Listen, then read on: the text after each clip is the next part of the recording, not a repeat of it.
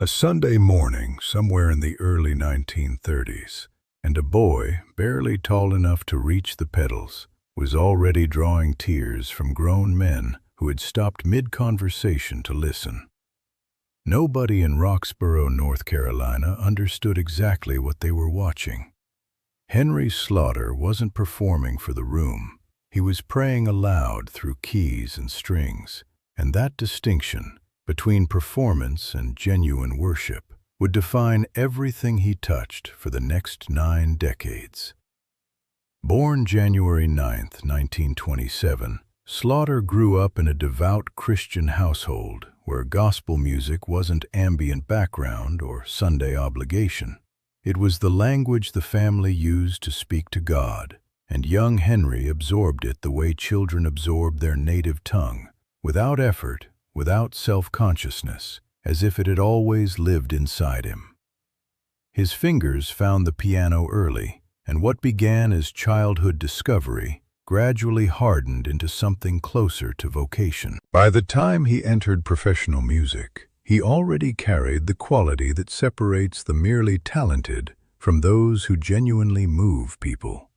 The ability to make a room full of strangers feel like the music had been written specifically for them. His formal career began in 1958 when he joined the Weatherfords, one of Southern gospel's most respected vocal ensembles at the time. 3 years of touring, recording, and refining his approach gave him a musical vocabulary that most pianists never fully develop, along with an instinct for how gospel piano should feel inside a room rather than simply sound from a stage. Then came the Imperials in 1964, a group that would eventually stand among the most influential in Christian music history, and Slaughter's keyboard work helped shape their sound all the way through 1967. 9 years, 2 landmark ensembles, and a style that was becoming recognizable to anyone paying close attention to where gospel music was heading and what it was capable of producing. Songwriting ran alongside performing throughout his entire life, and this is where his legacy becomes harder to contain in any single description.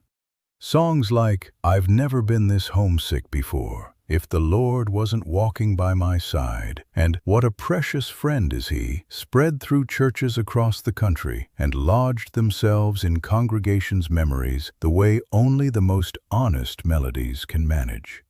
These compositions weren't chasing commercial radio or chart positions. They aimed directly at the interior of the human chest, and they landed.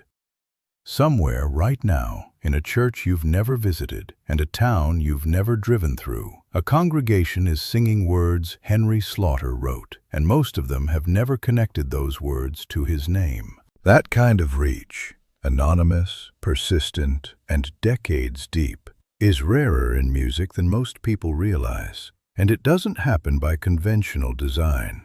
It happens when a songwriter isn't trying to leave a legacy at all, but simply pouring honest faith into melody and trusting the rest to God.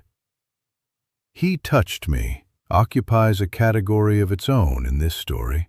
Bill Gaither wrote those lyrics, but Slaughter's performances transformed the song from a composition into something closer to an event. The arrangement he built, the dynamic arc that moved from quiet intimacy into something almost overwhelming, the way his phrasing carried the full emotional weight of the melody, that was Slaughter's contribution, and it turned a well-crafted Christian hymn into a movement that swept through worship communities for decades. When Bill Gaither himself calls a musician irreplaceable, the word carries weight it doesn't carry for most people. He used it for Slaughter, and everyone who knew the work understood exactly why. The Gaither Homecoming series gave Slaughter's gifts an audience that might otherwise have encountered his name only in old liner notes. Bill and Gloria Gaither built something without real precedent in gospel music, a platform that gathered the tradition's greatest voices and instrumentalists and presented them not as nostalgia, but as a living, functioning community of faith and Christian fellowship. Slaughter sat at that piano through homecoming recordings and live performances with the same conviction he'd carried since his earliest appearances in North Carolina churches, and the other musicians noticed. David Phelps, a member of the Gaither vocal band, spoke plainly when news of Slaughter's passing arrived. Heaven had gained a legendary pianist and a kind soul. Mark Lowry, who spent years inside that homecoming world alongside Slaughter, described him as someone who could bring a room to its feet and then, within the same evening, bring it to complete silence. And what made both possible was a love for God that never read as manufactured or performed for effect. Gloria Gaither's written tribute went considerably further than polite condolence. She described a man whose humility matched his ability, an uncommon pairing in any field, and genuinely rare in professional music and entertainment. Slaughter spent 6 decades in an industry that consistently rewards self-promotion, and he moved in the opposite direction throughout, pouring his energy into the music itself rather than into building personal platform or public profile. Colleagues who worked alongside him described someone who celebrated other musicians' successes as enthusiastically as his own, who chose encouragement over competition, and who treated every performance as ministry rather than a career milestone.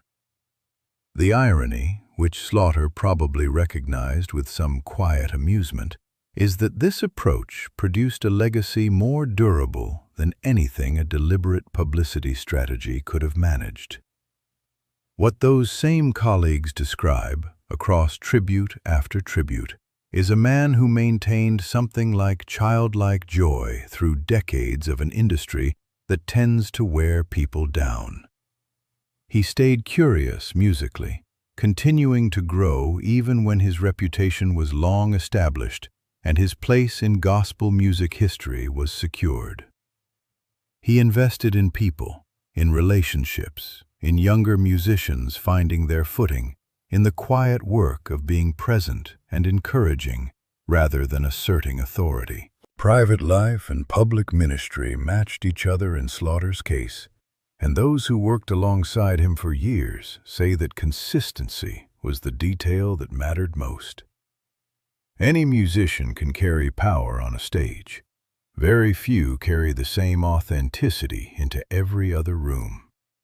60 years of faithful service amounts to roughly 21,900 days of holding to the same convictions: worship over performance, ministry over recognition, the congregation over the critic, and the eternal over the immediate.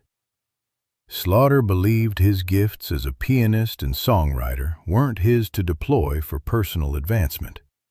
They belonged to the work, and the work belonged to God. That conviction held across every decade, every ensemble, every homecoming stage and recording session, and it explains precisely why his music continues circulating today in churches that never once saw him play in person. Contemporary gospel music carries his influence in ways that rarely get traced back to their original source. Any pianist who has studied the craft seriously has encountered the fingerprints of what Slaughter built, whether they knew to name it or not.